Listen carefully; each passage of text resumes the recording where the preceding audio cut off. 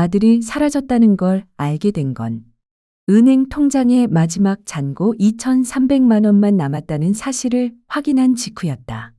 그날 새벽 나는 경찰서에 실종 신고서를 냈고 48시간 동안 단 한숨도 자지 못한 채 아들의 이름을 수십 번 중얼거렸다. 기도도 했다. 제발 아무리 실패했어도 그 선택만은 하지 말라고. 그리고 사흘 뒤 경찰에게 연락이 왔다. 아드님, 인천공항에서 마지막 카드 사용 내역이 확인됐습니다. 그 말을 듣는 순간 나는 무릎이 꺾이며 바닥에 주저앉고 말았다.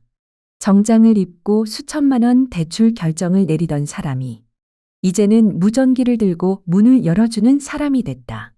그리고 그 모든 시작은 어느 날 아들이 과일 바구니와 롤케이크를 들고 갑자기 집을 찾아온 그 순간이었다. 믿음이었을까 아니면 사랑이라는 이름을 한 착각이었을까. 그때는 미처 몰랐다. 그 선택이 30년 동안 모은 모든 것을 송두리째 앗아갈 줄은. 이야기가 마음에 남았다면 좋아요와 공유 그리고 지혜의 흐름 희진 채널 구독도 잊지 마세요. 당신의 따뜻한 관심이 더 많은 이야기가 전해지는데 큰 힘이 됩니다. 나는 지금 68 박정훈입니다.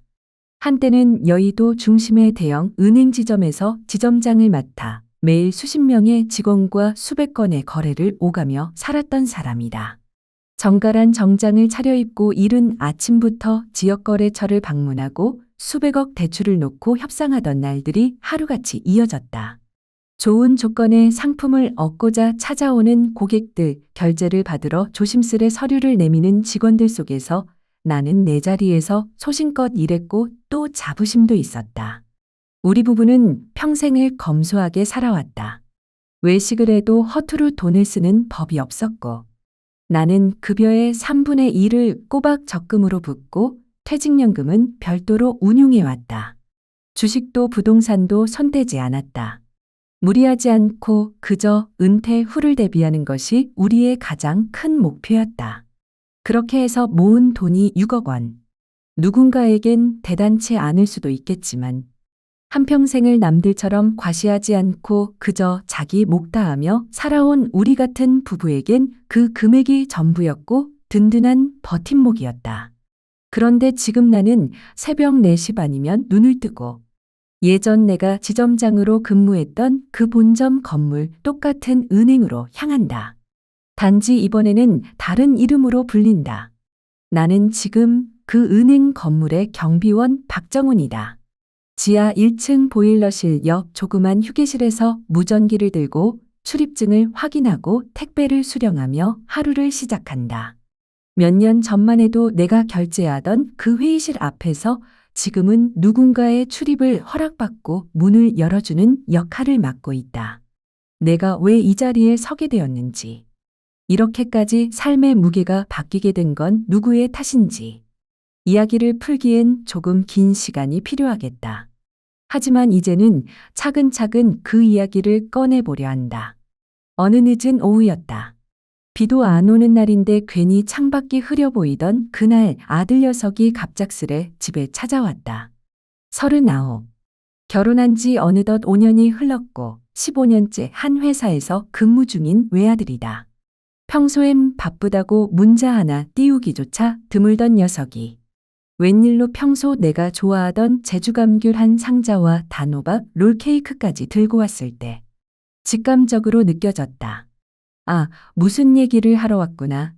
아버지, 이번에 골프 라운지를 한번 해보려고요. 처음엔 장난인 줄 알았다. 골프를 좋아하는 건 알았지만 사업 얘기를 꺼낼 줄은 몰랐다. 게다가 지훈이는 중소 IT 기업에서 부장으로까지 올라 안정적인 자리를 지키고 있었던 터라 더욱 뜻밖이었다. 아니, 회사는 어쩌고. 갑자기 그런 얘기는. 그러자 녀석이 진지하게 고개를 끄덕이며 말을 이었다. 아버지 세대처럼 정년까지 일할 수 있는 시대가 아니에요. 요즘은 퇴직 후에도 최소 30년은 더 살아야 하니까. 그때를 대비할 수 있는 수익 구조를 지금부터 만들어야 한다고 생각했어요. 그 말에 나는 입을 다물 수밖에 없었다. 요즘 세상 흐름을 모르는 것도 아니고 나 또한 퇴직 후 삶이 결코 단순하지 않다는 걸 누구보다 잘 알고 있었기에 지훈이는 말을 이었다. 요즘 실내 골프 인구가 폭발적으로 늘고 있고 특히 세종 외곽 신도시 쪽 상권의 PXG 컨셉의 프리미엄 골프 라운지가 유행이라는 것이다. 최근 좋은 자리가 하나 나왔는데 접근성도 괜찮고 주차 공간도 넉넉하단다. 깔끔하게 시설만 잘 갖추면 빠르면 1년, 길어도 5년 안에는 투자금을 회수할 수 있을 거라며 벤치마킹한 매장은 월 3천만 원까지 매출이 나온다고 했다. 나는 그 자리에 앉아 속으로 머릿속 계산기를 두드렸다. 월 매출 3천이면 고정비 제하고도 최소 1천 이상 남는다는 얘기인데 정말 그 말대로만 된다면 5에서 6년 내에 초기 자본을 만회할 수 있겠구나 싶었다. 초기 자금은 어느 정도 필요하냐? 고 물었더니 시설, 장비, 인테리어 포함해서 4억에서 5억 정도 난다. 그 순간 말이 막혔다. 너무도 큰 금액이었다. 나는 숨을 고르고 천천히 말했다. 지훈아, 그건 우리에겐 너무 큰 돈이다. 설령 잘 되더라도 혹여 실패했을 경우를 생각해봐야 하지 않겠니? 우리도 이제 노후 준비가 중요하단다. 지훈이는 조용히 내 눈을 바라보며 이렇게 말했다. 아버지, 전 이제 40이에요. 더 이상 회사에서 승진을 바라기엔 어렵고 이 선택이 제 인생에서 마지막 기회일 수도 있어요. 그 말이 마음을 건드렸다. 진심이 느껴졌다. 하지만 그렇다고 선뜻 대답을 할 수는 없었다. 나는 잠시 침묵하다가 조심스레 입을 열었다. 며칠만 시간을 좀 다오. 아버지가 좀 더 생각해 볼게. 그날 밤 나는 영숙과 늦도록 대화를 나눴다. 거실 불빛 하나만 켜놓은 채 마주 앉은 우리는 말보다 숨소리가 더 길었다. 여보, 당신 생각은 어때? 조심스레 꺼낸 물음에 아내는 한동안 아무 말 없이 창밖을 바라보았다. 그러다 조용히 고개를 돌려 말했다. 지훈이 눈빛? 간절하더라. 아이가 무턱대고 말한 건 아니잖아. 설마 우리 돈 그렇게 허투루 쓰겠어?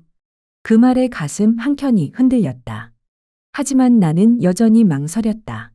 수십 년을 단단하게 쌓아온 삶을 단 한 번의 선택으로 건다는 건 나로선 쉽게 받아들일 수 없는 일이었다. 며칠 뒤 나는 지훈에게 전화를 걸었다. 가슴속에서 쌓인 말들을 눌러 담아 조심스럽게 꺼냈다. 지훈아, 미안하다. 아빠 생각엔 5억은 너무 큰 돈이다. 차라리 1억 정도로 작게 시작할 수 있는 길을 다시 찾아보는 게 좋지 않겠니? 아들은 말없이 내 말을 들었다. 그 짧은 침묵 속에서 실망이 짙게 묻어난 것을 나는 느낄 수 있었다. 그럼에도 불구하고 나는 그 순간 내가 옳은 선택을 했다고 믿었다. 며칠이 흘렀다. 영숙은 평소와 다르게 말이 줄었다. 밥상 앞에서도 숟가락만 만지작거리고 TV 앞에 앉아도 화면에 시선을 두지 못했다. 여보, 어디 아파? 왜 이렇게 말이 없어요? 내 물음에 아내는 고개를 저으며 대답했다. 아니야. 그냥 요 며칠 날씨가 꿉꿉해서 그런가 봐. 나는 고개를 끄덕였지만 마음 한쪽이 불편했다. 영숙이 저렇게까지 말을 아끼는 날이면 분명 마음속에 무언가를 숨기고 있다는 뜻이었다. 며칠 뒤 나는 우연히 휴대폰 알림을 확인하다가 그만 숨이 턱 막히는 문자를 보게 되었다. 출금 완료 3천만 원. 여보, 이거 뭐야? 누가 3천이나 뺐어? 당황한 얼굴로 아내가 답했다. 아, 그거. 작년에 넣어뒀던 적금 만기돼서 찾아놓은 거야. 우리가 3천짜리 적금이 있었어? 그게 당신이 몰랐을 수도 있지. 내 이름으로 들어둔 거니까. 영숙은 억지로 웃었지만 어딘가 어색했다. 그럼에도 나는 더 묻지 않았다. 적어도 내 아내는 쉽게 거짓말을 할 사람이 아니었기에 나는 그 믿음을 지키고 싶었다. 하지만 며칠 후 또 한 번의 문자가 도착했다. 1억 원 송금 완료. 이번에는 아무리 아내를 믿고 싶어도 그저 넘길 수 있는 일이 아니었다. 여보, 이건 뭐야?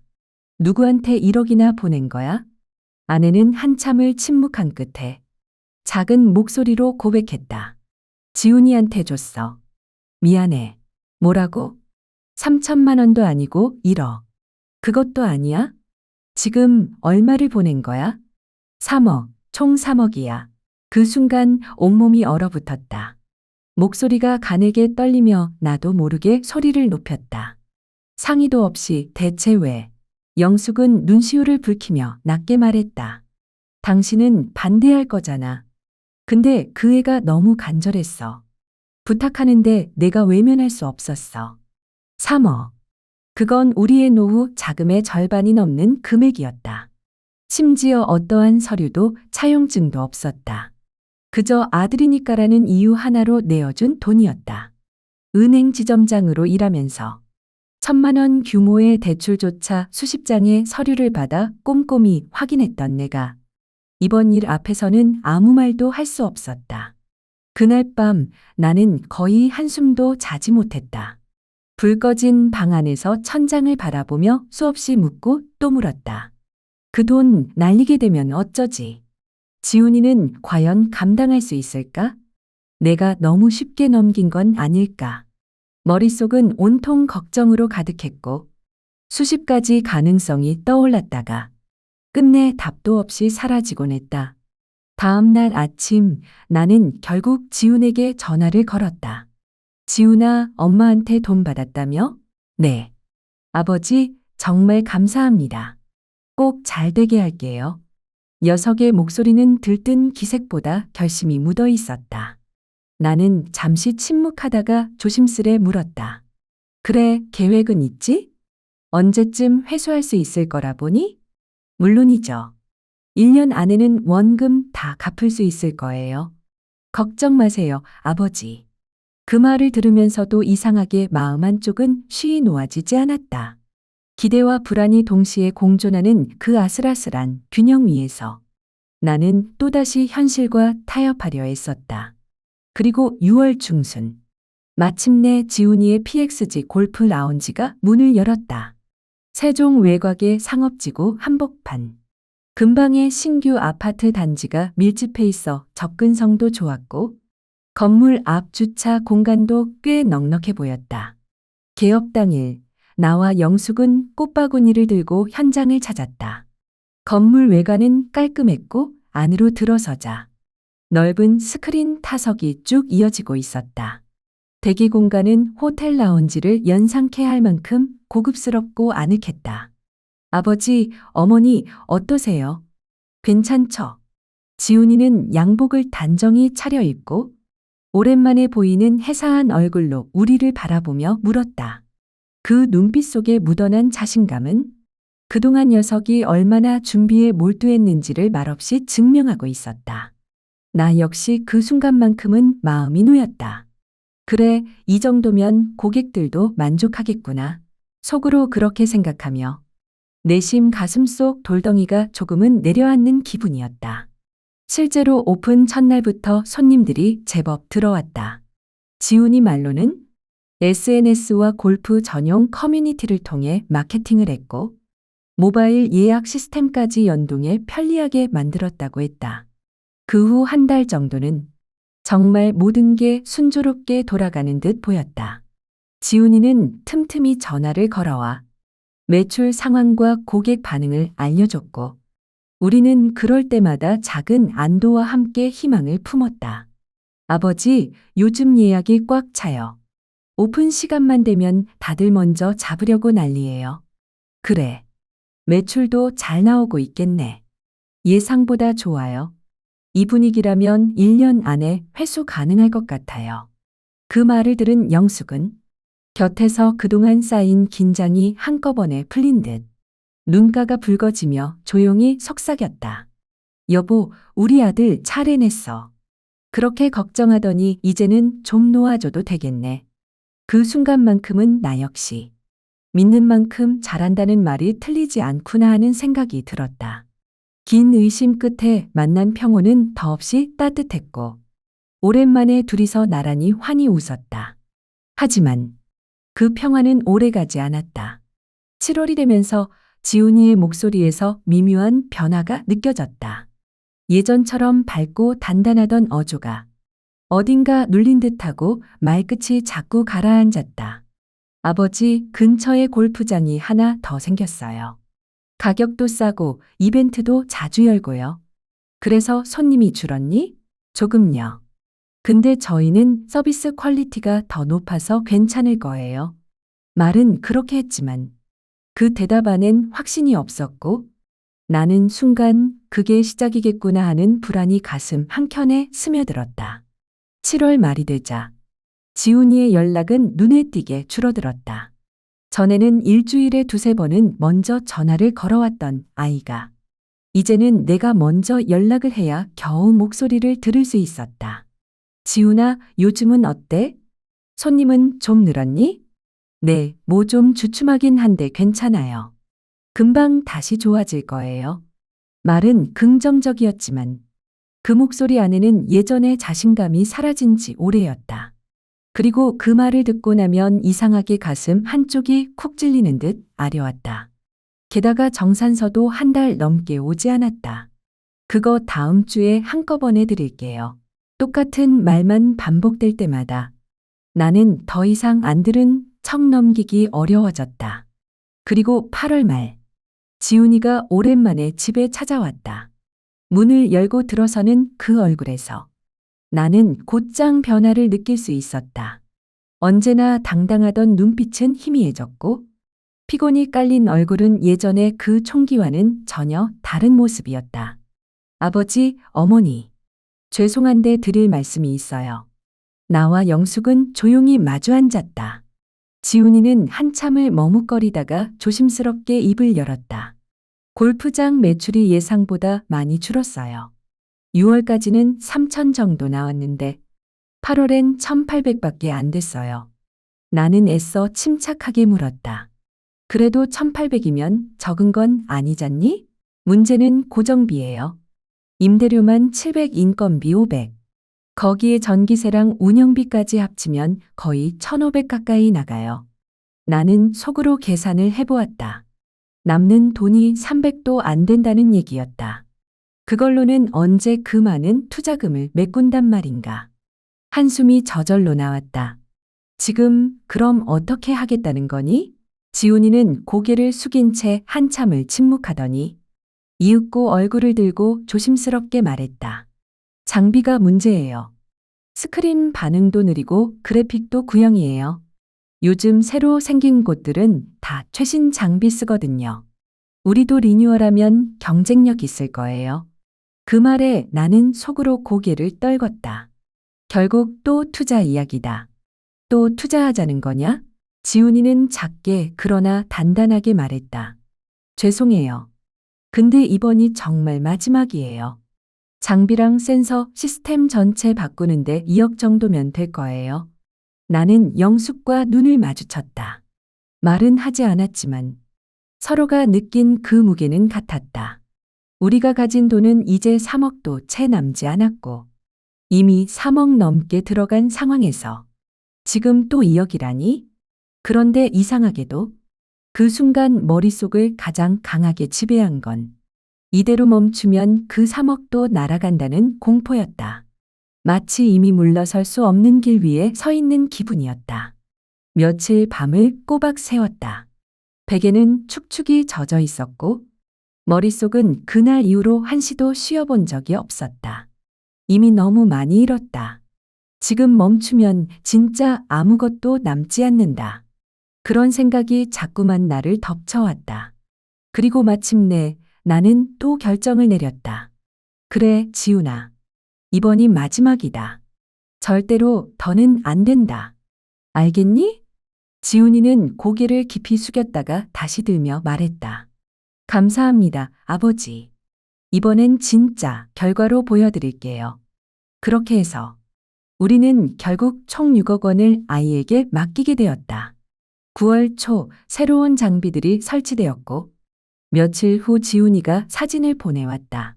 확실히 고급스러웠다. 스크린은 더 넓고 정교해졌고 실내 조명과 인테리어도 깔끔하게 정비된 모습이었다. 아버지, 이번 달은 2200까지 나왔어요. 이 흐름이면 연말쯤이면 회복될 것 같아요. 그 말을 들으며 나는 안도의 숨을 내쉬었다. 비록 긴장이 완전히 풀리진 않았지만 적어도 뭔가 회복의 조짐이 보인다는 건 반가운 일이었다. 하지만 그게 마지막이었다. 10월이 되자 지훈이의 연락은 다시 뜸해졌다. 문자를 보내도 답이 없고 전화를 걸면 꺼져 있거나 받지 않았다. 여보, 지훈이 연락이 안 돼. 영숙은 식탁 의자에 힘없이 주저앉았다. 설마 무슨 일 생긴 거 아냐? 나는 애써 그 가능성을 부정했다. 하지만 불안은 점점 더 뚜렷한 형체로 다가오고 있었다. 그날 밤 나는 지훈이의 친구들과 옛 직장 동료들에게 전화를 돌렸다. 모두가 똑같이 말했다. 며칠 전부터 연락이 안 돼요. 전화도 계속 꺼져 있어요. 그제야 정말로 불길한 예감이 뼛속까지 스며들었다. 며칠 뒤였다.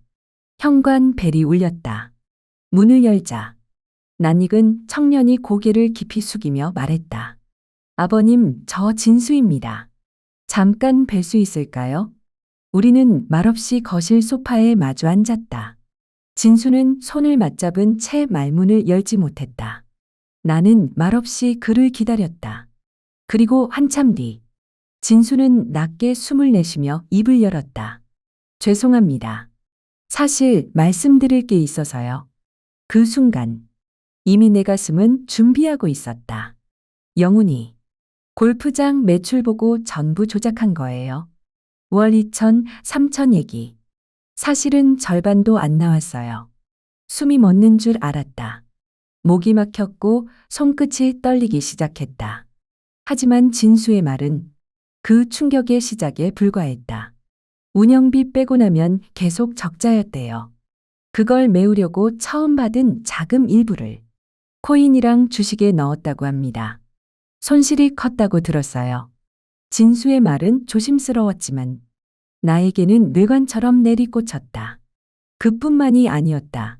마지막 장비 리뉴얼 자금은 시설 담보로 대출을 받았대요. 그 대출도 지금 연체돼서 경매 절차에 들어갔다고 들었어요. 내 눈앞이 까맣게 어두워졌다. 숨이 턱 막혔고 진수의 얼굴조차 흐릿하게 보였다. 진수는 고개를 푹 숙인 채 덧붙였다. 아버님, 정말 죄송합니다. 저도 그 후로 연락이 끊겨서 미리 말씀 못 드린 게 죄송해서 찾아왔어요. 그 순간 나는 아무것도 들리지 않았다. 경매라는 단어만 귓가에 울렸다. 마치 천장에서 떨어지는 물소리처럼 계속해서 반복해서 혹시 정말 최악의 일이 벌어진 건 아닐까? 그날 이후로 나는 하루에도 수십 번씩 지훈이의 이름을 중얼거렸다. 그의 방에 들어가 조용히 기도도 했다. 제발, 제발. 그 선택만은 하지 마라. 아무리 실패했어도 그건 안 된다. 나는 결국 경찰서를 찾아가 실종 신고를 접수했다. 성인 남성이라. 수사는 48시간이 지나야 가능하다고 했다. 그 48시간은 내 인생에서 가장 긴 시간이었다. 눈이 감기지 않았고 밥이 목으로 넘어가지 않았다. 그리고 사흘째 되던 날 경찰에게 전화가 왔다. 아드님의 마지막 카드 사용 내역이 인천공항입니다. 필리핀행 항공권 구매했고 출국 기록도 확인됐습니다.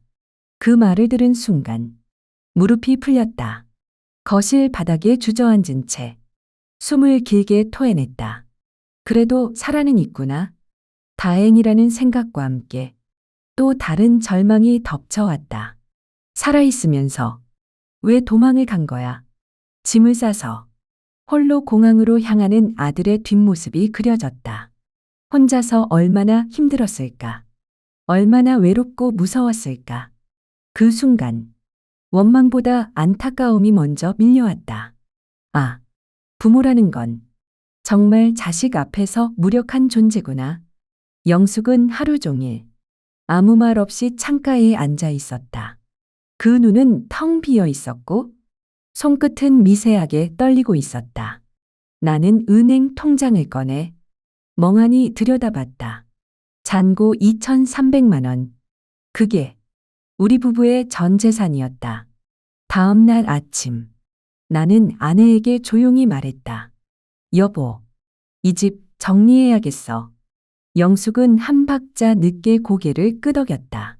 그래야겠지. 이젠 감당할 수 없잖아. 우리가 살던 이 집은 30해를 함께했던 공간이었다. 지훈이 유치원 다닐 때부터 고3 수험생 시절까지 계절이 수없이 드나들던 집. 하지만 이제 그 집은 짐이 되어버렸다. 6억이라는 노후 자금이 사라진 뒤 매달 나가는 120만 원이 넘는 이자도 우리에겐 감당할 수 없는 짐이 되었다. 집을 부동산에 내놓고 한 달이 지나서야 겨우 매매가 성사됐다.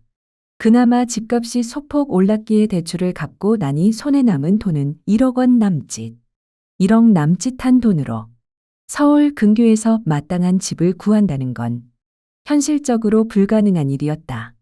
부동산을 전전한 끝에 겨우 하나 경기도 군포 외곽의 다세대 주택 반지하를 찾았다. 방 하나에 좁은 부엌, 작동은 되는 온수기. 17평 남짓한 공간은 하루 종일 햇살이 들지 않았고 벽면 여기저기엔 오래된 곰팡이 자국이 번져 있었다. 그래도 방 하나 있고 부엌 있고 뜨거운 물도 잘 나오네. 영숙은 애써 미소를 지으며 말했다. 그 말이 어찌나 아리게 들리던지 나는 그 자리에 가만히 멈춰서서 창문 없는 벽을 한참이나 바라보았다. 여보, 이젠 나 다시 일자리 알아봐야 할 것 같아. 영숙은 조용히 아주 천천히 고개를 끄덕였다. 말은 없었지만 그 눈빛 안에는 이미 모든 걸 감내하겠다는 결심이 담겨 있었다. 며칠 후 나는 오랜만에 연락처를 뒤져 한때 내 밑에서 일했던 후배 윤상민에게 전화를 걸었다.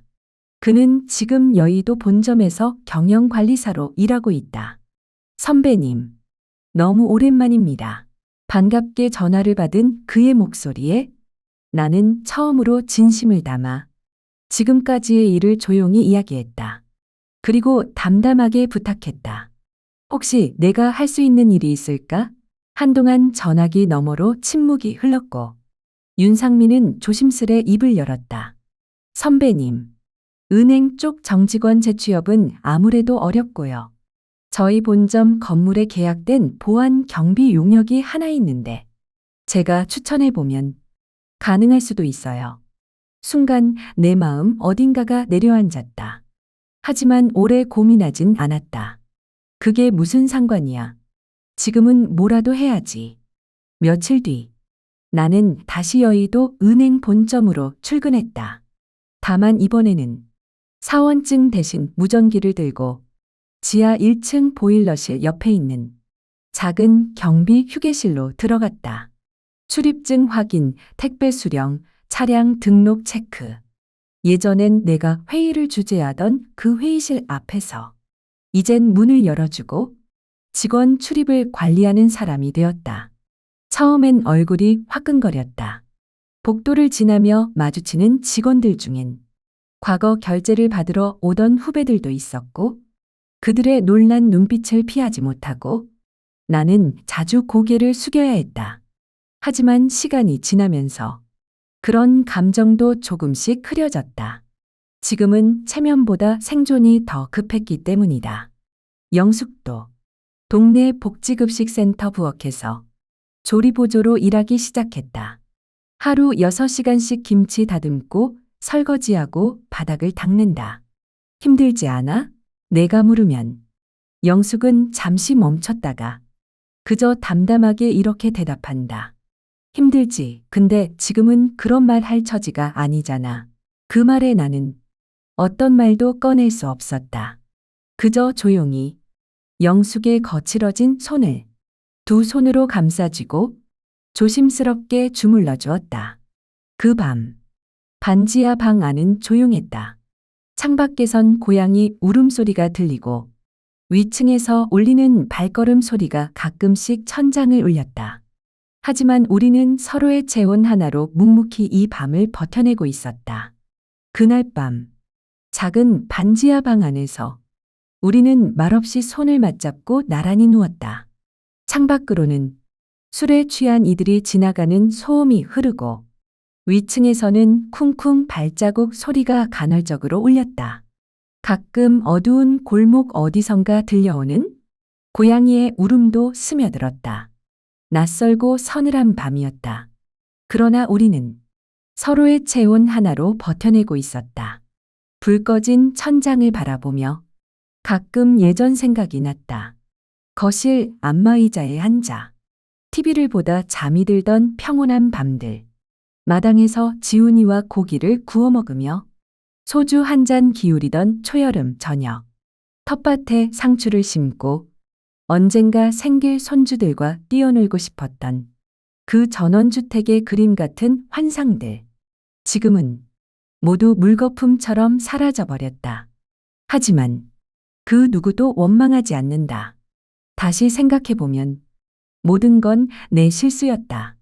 처음부터 계약서와 사업계획서를 꼼꼼히 확인했어야 했다. 정기적인 정산 보고도 받아두었어야 했고 모든 조건을 문서로 남겼어야 했다. 하지만 아들이니까라는 이유 하나로 나는 판단을 멈췄고 그 결과 30년을 모은 전 재산 6억 원을 잃었다.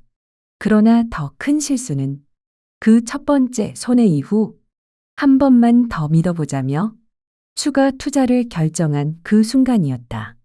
멈췄어야 했다. 그 자리에서 냉정하게 마무리했어야 했다.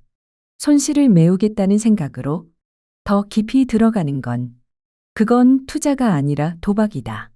그리고 도박은 언제나 가장 소중한 것을 앗아간다. 그럼에도 지금 이 순간 혹시라도 나처럼 힘든 시간을 견디고 있는 분이 계시다면 이 말을 꼭 전하고 싶다. 무너지지 마십시오. 저처럼 바닥까지 내려온 사람도 다시 살아가고 있습니다. 비록 햇빛이 들지 않는 반지하에서 시작했지만 의지가 있다면 우리는 다시 살아갈 수 있습니다. 나는 오늘도 새벽 4시 반에 눈을 떠 첫 지하철을 타고 여의도 은행 본점 앞에 섭니다. 아내는 급식센터 주방에서 나는 출입구 앞에서 하루하루를 살아냅니다. 이것이 우리가 다시 시작한 삶입니다. 그리고 마지막으로 절대 잊지 마십시오. 자식에게 주는 사랑은 조건이 없을 수 있지만 자식에게 하는 투자에는 반드시 조건이 필요합니다. 그것이 진짜 가족을 지키는 길이고 자식을 지켜주는 길입니다. 이 이야기를 다 쓰고 나니 마음 한쪽이 오래도록 저릿하다. 누구보다 성실하게 살아온 한 남자의 인생이 가장 사랑하는 사람을 믿은 그 순간부터 무너지기 시작했다는 게 참 마음을 아프게 한다. 하지만 이 이야기는 단지 실패의 기록이 아니다. 무너졌어도 다시 일어선 사람의 이야기이고 포기하지 않고 살아내는 부부의 이야기이며 끝끝내 자식을 원망하지 않는 부모의 이야기다. 그래서 오히려 이 이야기는 우리 모두에게 지금부터라도 늦지 않았다. 는 말을 건넨다. 지금 당신이 어디에 있든 버티고 있다는 것만으로도 충분히 잘하고 있는 거라고